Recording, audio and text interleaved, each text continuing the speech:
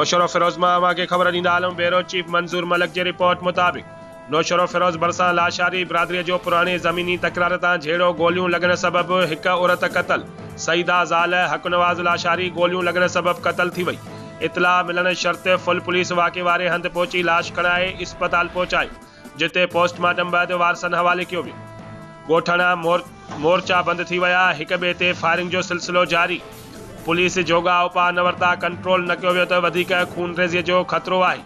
औरतुनि मर्दनि अस्पताल में एहतजाज कंदे ॿुधायो त असां सां ज़ुल्म आहे, असांजी गैस बंद, बिजली बंद, घरनि मां नथा निकिरी सघूं। मोर्चा बंद थी घरनि ते ॾींहुं राति फायरिंग, सुबुह साईं फायरिंग करे असांजी औरत खे क़तल कयो वियो आहे।